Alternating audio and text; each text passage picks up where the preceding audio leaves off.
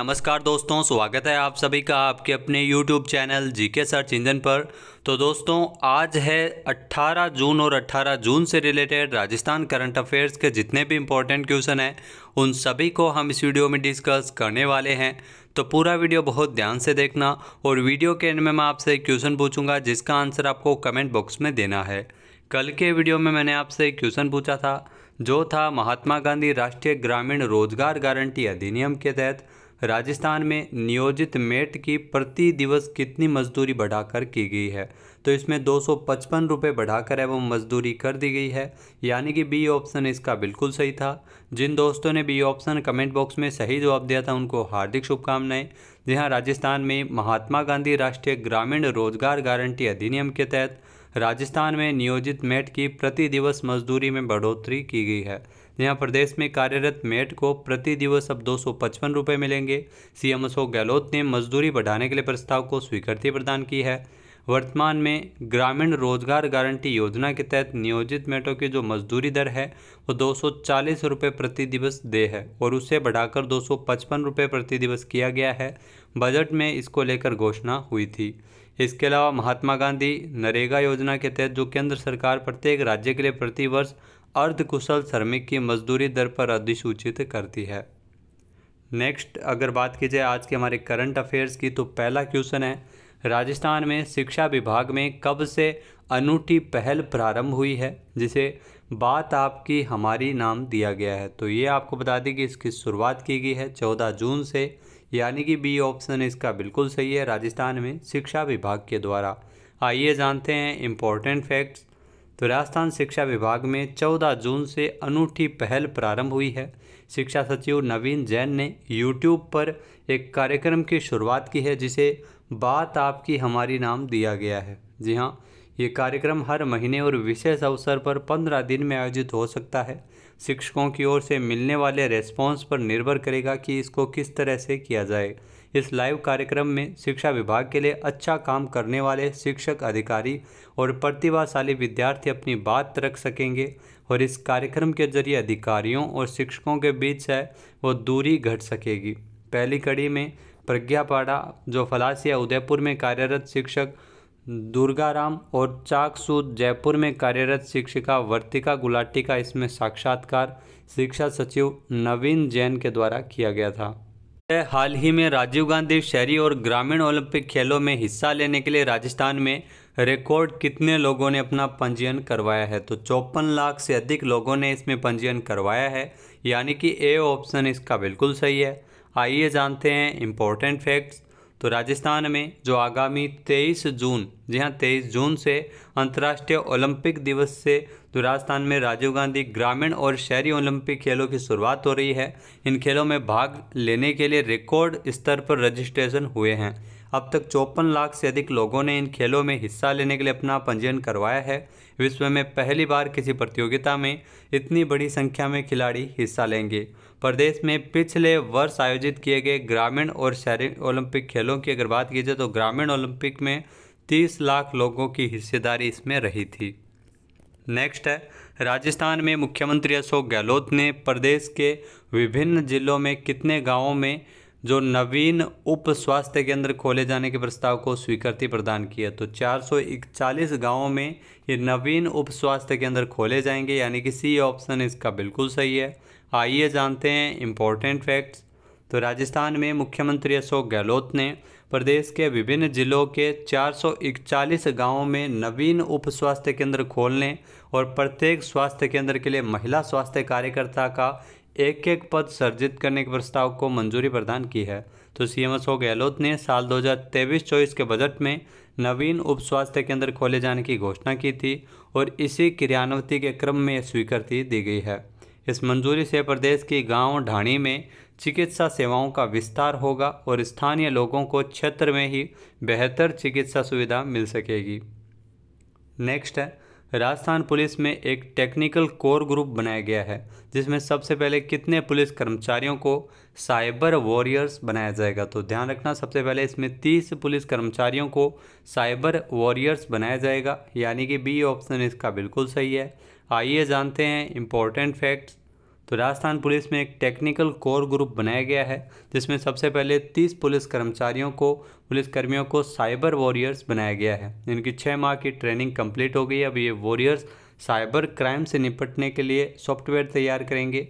इसके लिए CCTNS, data analytics और एप्लीकेशन डेवलप जैसे कार्य पर ये काम करेंगे। इसमें 30 वॉरियर्स मात्र साइबर क्राइम के मामलों में मदद करेंगे, जैसे राज्य में दर्ज होने वाले साइबर ठगी के जो प्रकरणों में data analysis, call detail analysis, software आदि में मदद करेंगे। बाकी साथी अन्य विंग में काम करेंगे जो CCTNS सर्वर और पुलिस एप्लीकेशन पर काम करेंगे, ताकि राजस्थान पुलिस की टेक्निकल विंग अपडेट रहे। नेक्स्ट है, हाल ही में राजस्थान कैडर के किस IAS अधिकारी को सेंट्रल केमिकल एवं फर्टिलाइजर मंत्रालय में फर्टिलाइजर सेक्रेटरी के पद पर नियुक्त किया गया है? तो रजत कुमार मिश्र है वो इसमें नियुक्त हुए हैं, यानी कि बी ऑप्शन इसका बिल्कुल सही है। आइए जानते हैं इम्पोर्टेंट फैक्ट्स।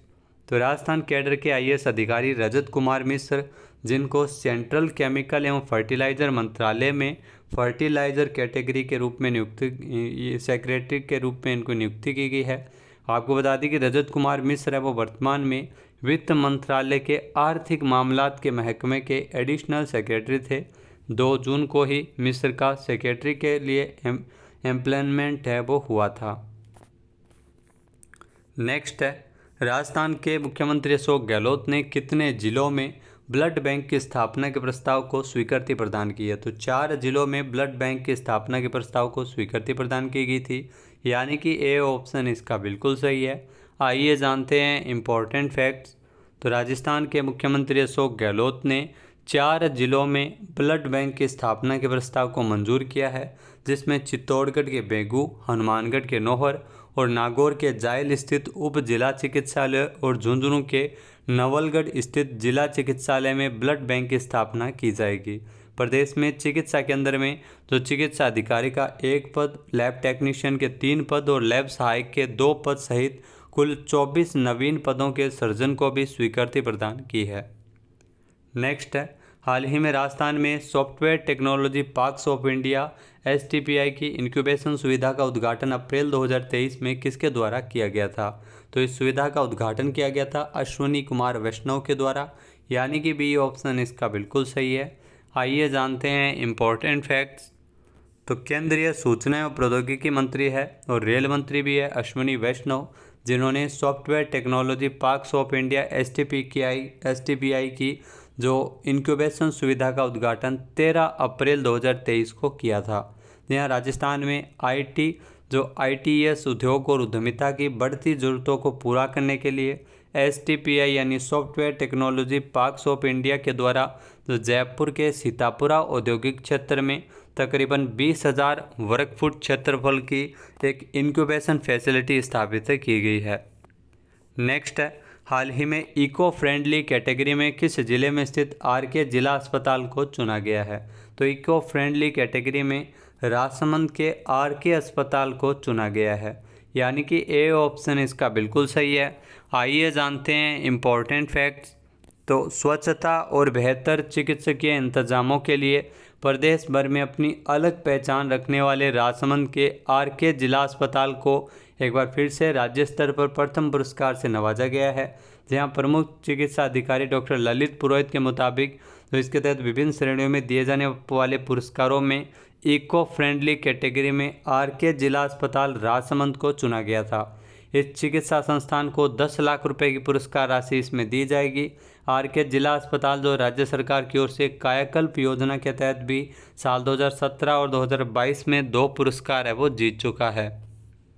नेक्स्ट है, हाल ही में सीमा सुरक्षा बल यानी BSF के नए महानिदेशक के रूप में किसे नियुक्त किया है? तो ये क्वेश्चन आपके लिए महत्वपूर्ण है। सीमा सुरक्षा बल यानी BSF के नए महानिदेशक के रूप में नितिन अग्रवाल की नियुक्ति की गई है, यानी कि ए ऑप्शन इसका बिल्कुल सही है। आइए जानते हैं इम्पोर्टेंट फैक्ट्स। तो राजस्थान अगर बात की जाए तो नितिन अग्रवाल, जी हाँ नितिन अग्रवाल, जिनको सीमा सुरक्षा बल यानी BSF के महानिदेशक के रूप में नियुक्त किया है। नितिन अग्रवाल वर्तमान में दिल्ली में केंद्रीय रिजर्व पुलिस बल जो CRPF मुख्यालय में संचालन के अतिरिक्त महानिदेशक के रूप में कार्यरत है। पंकज कुमार सिंह जो 31 दिसंबर 2022 को बीएसएफ के महानिदेशक के पद पर सेवानिवृत्त हो गए थे और ये तब से पद रिक्त था, जिसमें सीआरपीएफ के जो डीजी सुजॉय लाल थाउसेन बीएसएफ का अतिरिक्त प्रभार ये देख रहे थे। सीमा सुरक्षा बल यानी बीएसएफ की स्थापना 1 दिसंबर 1965 को की गई थी। सीमा सुरक्षा बल यानी बीएसएफ का जो मुख्यालय है वो नई दिल्ली में स्थित है। नेक्स्ट क्वेश्चन है, निम्नलिखित में से मिस वर्ल्ड पेजेंट 2023 सौंदर्य प्रतियोगिता के 71वें संस्करण का आयोजन किस देश में किया जाएगा? तो अपने देश भारत में होगा इसका आयोजन, यानी कि सी ऑप्शन इसका बिल्कुल सही है। आइए जानते हैं इम्पोर्टेंट फैक्ट्स। तो मिस वर्ल्ड पेजेंट 2023 सौंदर्य प्रतियोगिता के 71वें संस्करण का आयोजन है वो भारत में किया जाएगा। तो ये आपको ध्यान रखना है, भारत में 27 साल के लंबे अंतराल के बाद इस सौंदर्य प्रतियोगिता का आयोजन किया जाएगा। भारत ने आखिरी बार 1996 में इस प्रतियोगिता की मेज़बानी की थी। जहाँ मिस इंडिया वर्ल्ड 2022 सिनी शेट्टी जो 71वीं मिस वर्ल्ड 2023 प्रतियोगिता का में भारत का प्रतिनिधित्व ये करने वाली है। 1966 में आपको बता दें कि रीता फारिया जो मिस वर्ल्ड का खिताब जीत चुकी है, जो पहली भारतीय बनी थी। लगभग 3 दशक बाद ऐश्वर्या राय 1994 में मिस वर्ल्ड बनी थी और उसके बाद डायना हेडन 1997 फिर युक्ता मुखी 1999 और फिर प्रियंका चोपड़ा साल 2000 में और मानुषी छिल्लर जो साल 2017 में मिस वर्ल्ड ये बनी थी। अब बात करते हैं आज के हमारे क्विज के, जिसका आंसर आपको कमेंट बॉक्स में देना है। और आप क्वेश्चन है, राजस्थान में महारानी अवंतीबाई लोधी विकास बोर्ड बनाए जाने की घोषणा किसने की है? एक बार फिर से सुनिएगा, राजस्थान में महारानी अवंतीबाई लोधी विकास बोर्ड बनाए जाने की घोषणा किसके द्वारा की गई? इसका सही आंसर आपको कमेंट बॉक्स में देना है। और अगर ये वीडियो आपको पसंद आए तो इसे लाइक और शेयर करना बिल्कुल न भूलिएगा। चैनल पे नए हैं, सब्सक्राइब नहीं किया है तो भी सब्सक्राइब बटन पर क्लिक करें। इस वीडियो की जो PDF फाइल है वो आप वीडियो के डिस्क्रिप्शन बॉक्स से डाउनलोड कर सकते हैं। जय हिंद, जय भारत, जय राजस्थान।